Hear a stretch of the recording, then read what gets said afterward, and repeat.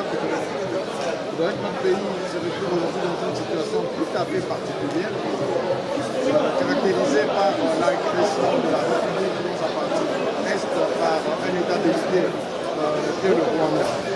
Dans cette situation de guerre, est une situation de contrainte, l'économie du pays a subi un grand coup. Nous sommes en train de bâtir notre résilience économique et nous sommes en train de maintenir une certaine stabilité du cadre macroéconomique. Ça, c'est le résultat de certaines politiques de finances publiques qui ont été adoptées et qui ont été menées les 6 derniers mois par son excellence, monsieur le ministre des Finances. Il a ici, au cours de son intervention dans cette matinée scientifique, présenté quelles sont les grandes mesures qui ont été adoptées par le gouvernement de la République afin de pouvoir stabiliser le cadre macroéconomique.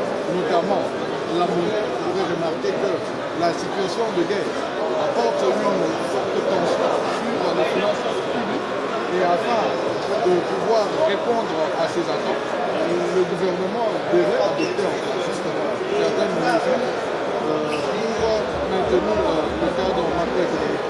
Cela passe également par une certaine politique d'investissement accrue dans les secteurs porteurs, notamment la construction de routes. Le ministre a présenté cela. Il a présenté quelles sont les politiques que le gouvernement a adoptées pour pouvoir maintenir le cadre macroéconomique malgré le contexte de guerre que nous rencontrons. C'est vrai, les chiffres ont été présentés, les chiffres ont été avancés. Nous ne pouvons pas, ou nous ne tombons pas aujourd'hui dans l'autosatisfaction, de dire que voilà, les choses se passent comme on aimerait que cela se passe. Mais déjà, il y a eu un début. C'est à la jeunesse aujourd'hui, devant la jeunesse que la priorité, c'est à la jeunesse de s'approprier les efforts qui ont été entamés, les efforts qui sont faits, de voir dans quelle mesure est-ce qu'on peut continuer, d'une part, à inciter les financements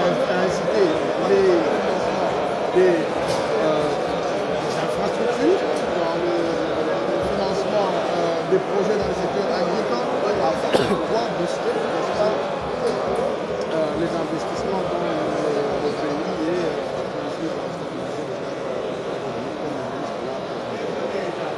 la population qui est victime des atrocités dans la partie est de notre pays. Nous tenons à leur envoyer un message d'espoir. La situation est actuellement compliquée, la situation est difficile parce qu'il y a tout simplement un groupe de personnes animées par un esprit de criminalité accru qui s'évertue à s'aimer la mort, la désolation, le viol et toutes ces autres atrocités que nous ne pouvons pas citer ici. Cette situation fragilise les finances publiques. Cette situation vient ralentir la mobilisation des recettes à travers la République. Cette situation ne permet pas à l'État de pouvoir s'acquitter de toutes ses obligations, notamment la paye des enseignants, des fonctionnaires dans ces parties occupées de la République. Mais toutefois, je crois que le message que nous allons envoyer aujourd'hui à notre